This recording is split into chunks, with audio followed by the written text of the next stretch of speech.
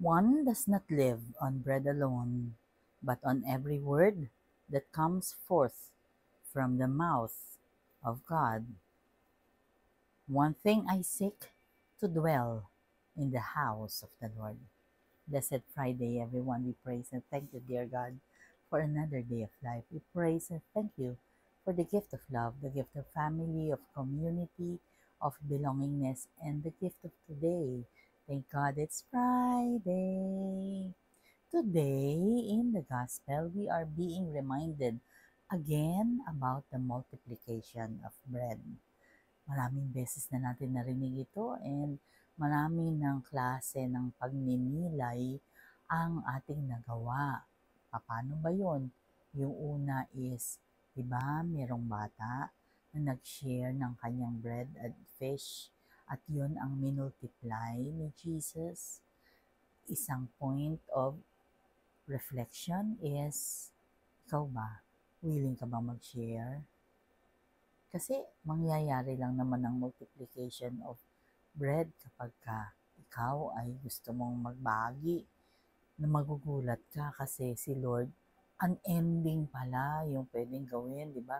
Meron pang natirang ilang baskets ng mga mumu, yung mga tira. So, isang point of reflection is if you are willing to share, di ba?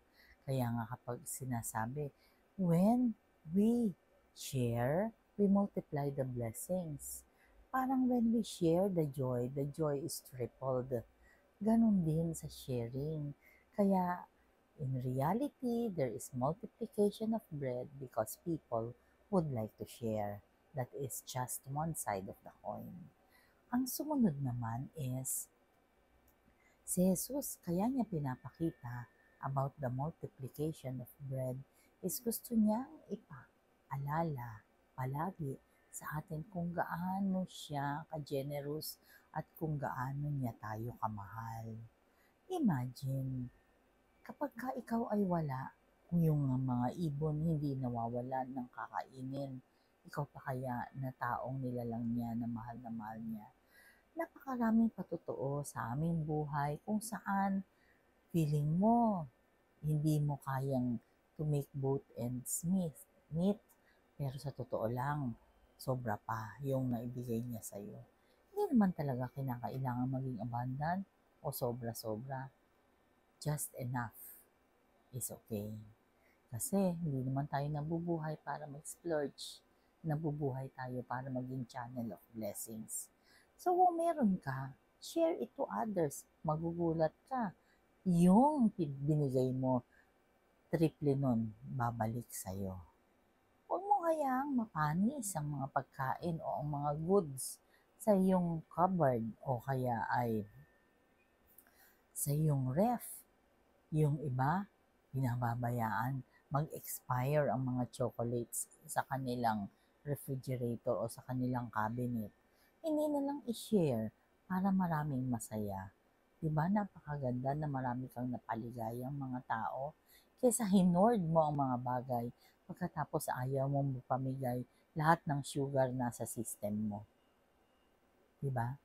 Naalala ko lang, isang patotoo niyan is naalala ko si Madel, yung kanyang breast milk, kung paano niya i-share sa ibang tao, lalo na doon sa mga babies na nasa ICU, o yung mga babies na nawala yung mommy, o yung mommy na walang maipadedeng milk. Yun ay isang noble na endeavor. And that is for free. Bakit? Nakuha mong libre? Gusto mo ba ibenta? Hindi. Kasi gusto mo marami makinabang.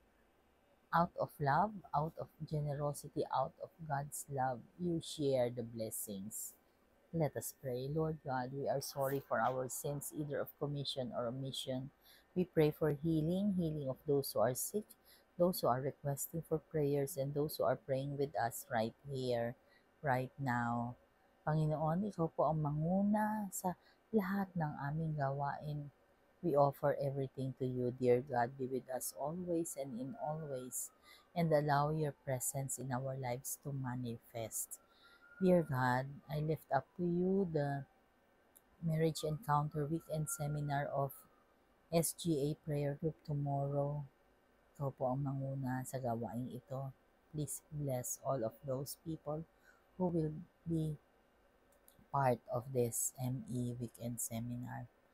Panginoon, ang lahat ng ito hindi po mangyayari kung wala ka po sa piling namin. So please stay with us.